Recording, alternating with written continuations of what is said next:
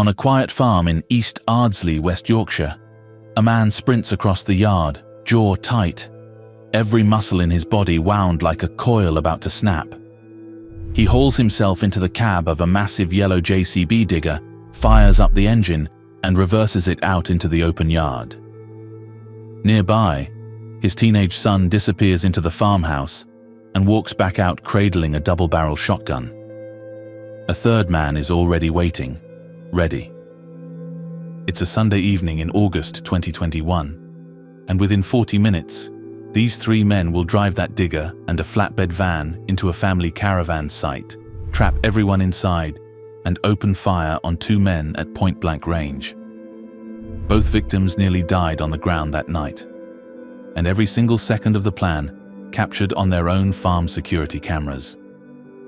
This is the story of a christening that turned into a bloodbath, a feud that went from fists to firearms inside a single afternoon, and a piece of CCTV footage that ultimately sent three men to prison for a combined 70 years. Let's go back to where it all started. The Bathie family were a local farming family from East Ardsley, respectable on the surface. On that Sunday in August 2021, they were hosting a christening celebration at the Hanging Heaton Golf Club in Dewsbury.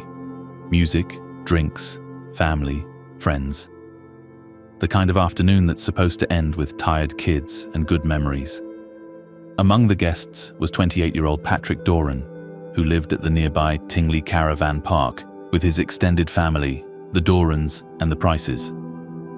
Patrick Doran had been invited, but prosecutors would later suggest he wasn't exactly the most welcome face in that room. There was history between these two families. Bad blood that had been simmering quietly beneath the surface, waiting for the right moment to boil over. That moment came around 4:30 in the afternoon. Exactly what ignited it depends on who you ask. Richard Bathie, the 53-year-old farmer and host of the christening, would later claim he saw Doran messing around with white powder in the toilets. Drugs, he said, were brought to a family event celebrating a child. Other witnesses told a slightly different story, suggesting Doran had mouthed off or shown disrespect toward Richard directly. Whatever the true trigger, what happened next was captured clearly on CCTV from the golf club car park. Richard Bathie took off his jacket, rolled his shoulders, and marched straight toward Doran. He started throwing punches. Within seconds, his 18-year-old son Joshua was in the mix, and so was their cousin Shaun McDermott. 3 against 1. Doran went down under a flurry of punches and kicks as the brawl spilled out of the car park and onto the road outside. By the time it ended, Patrick Doran was badly beaten, bleeding, and humiliated in front of people he knew. He pulled himself together, looked at what had just been done to him, and made a decision. This wasn't over. While Doran was regrouping, the Bathie side were already celebrating. Shaun McDermott was spotted at a nearby pub called the Hare and Hounds in West Ardsley not long after the fight. Blood-stained shirt and all, shadowboxing in the car park like he'd just gone 10 rounds and won. Joshua Bathie was on his phone, texting McDermott and buzzing about the beatdown they'd handed out. McDermott replied telling Joshua he'd smashed it. Joshua fired back with something that would later be read aloud in a courtroom. Bathie boys, no matter what. They thought the score had been settled. They thought they'd won. They were wrong. Patrick Doran went straight to his cousin William Price. The two had grown up together on the same caravan site, thick as brothers. When Price saw Doran come home bloodied and bruised, there was no conversation needed. They were going back out. But they were smarter about it this time. Going back to the golf club meant walking into a crowd of Bathie supporters, and they weren't about to make that mistake. Instead, they identified a softer target, Shaun McDermott, who had separated from the Bathies after the christening fight and gone home to his house on Batley Road in West Ardsley. Just after 5:30, an Audi pulled up outside McDermott's address. Doran and Price climbed out. Doran was carrying a glass bottle. He walked up to McDermott, smashed the bottle over his head, and they were back in the car and gone before the dust settled. Fast, brutal, and deliberate. A message returned. Dazed and bleeding from his head, McDermott grabbed his phone and called Richard Bathie. The call was short. It didn't need to be long. Richard and Joshua were at Batley Road in under 15 minutes. Neighbors' CCTV picked them up, arriving just before 6 o'clock. Joshua was in the street, red-faced, kicking over traffic cones, screaming at the top of his lungs, "Where the fuck are they? I will kill the lot of them." His father wasn't far behind in terms of fury. Witnesses heard Richard urging McDermott to come with them, that they were going to handle this properly. And then Richard said exactly what he was planning to do. He was going to get his gun. As longtime farmers, the Bathies held legal shotgun licenses, weapons kept on the property for pest control. Legitimate ownership. But what Richard Bathie intended to do with that shotgun was anything but legitimate. Back at the farm, their own security cameras kept recording. Joshua jogged into the farmhouse and came back out carrying an Italian-made double-barrel 12-gauge shotgun. Richard sprinted toward the JCB digger in the shed, climbed into the cab, and reversed it into the yard. A white Mercedes flatbed van was readied alongside it. A machete was also brought out. Investigators would later describe what they were watching on that footage as a coordinated, premeditated armed expedition. A convoy assembled with one purpose: to go to that caravan site and make the price Doran family pay. The convoy left the farm shortly before 6:30. A fourth man, 25-year-old Edward Sr., had been at the christening earlier in the day, but left before the trouble started. He'd been following events through texts, and now he joined the group, trailing behind in his Ford Focus. The JCB led the way down public roads toward Tingley. The Price family's caravan site was a small private yard tucked near the M62 motorway. One entrance, one exit. Multiple generations of the same family living in caravans and mobile homes. On a quiet Sunday evening in August, there were women and children on that site who had no idea what was about to come through that gate. When the convoy arrived, the JCB turned into the entrance and stopped dead, blocking the gate, trapping everyone inside with nowhere to go.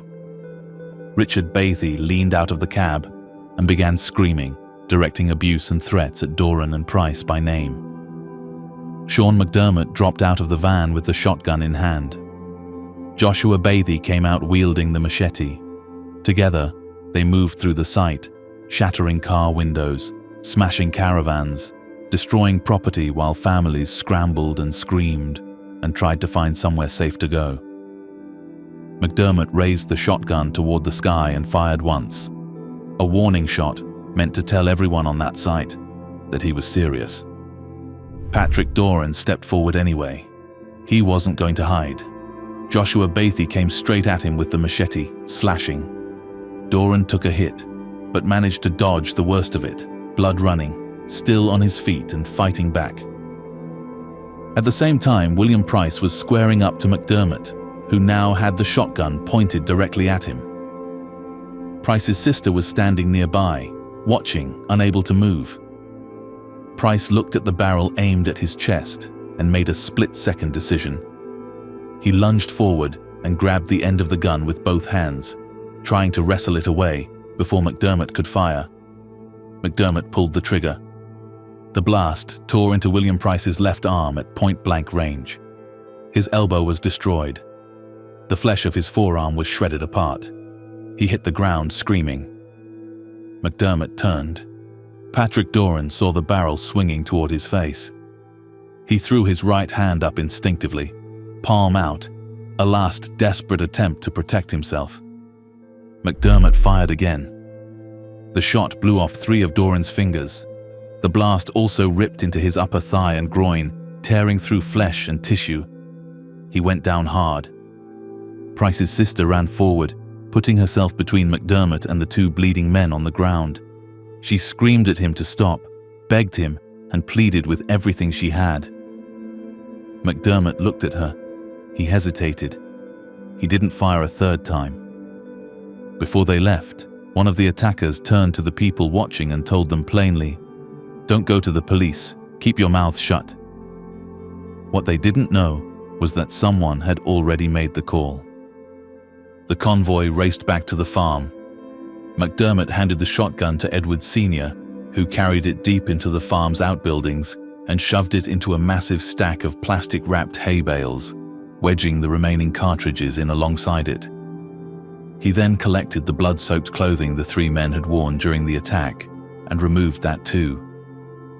On the farm's own CCTV, the same cameras that had filmed them arming up and driving out, Senior was captured giving a thumbs up to the men he'd just finished helping cover for. Police launched a major investigation that same night, treating it as 2 counts of attempted murder.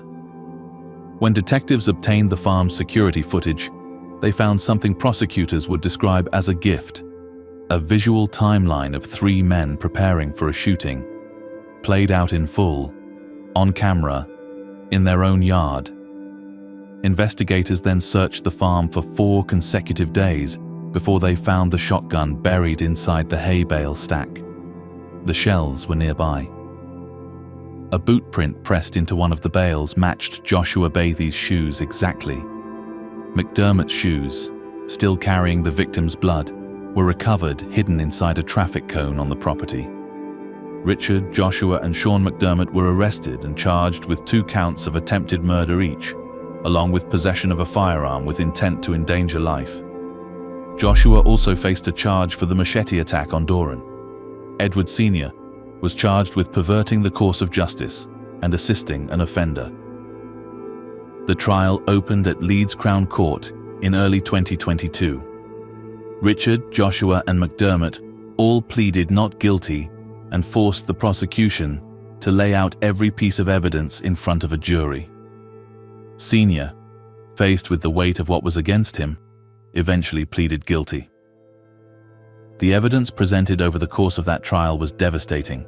Phone records, forensics, farm CCTV, boot prints in hay bales, blood on shoes, and eyewitness testimony from people who had been on that caravan site when the gate came down. A member of the Price family took the stand and told the jury she was watching her brother die in front of her.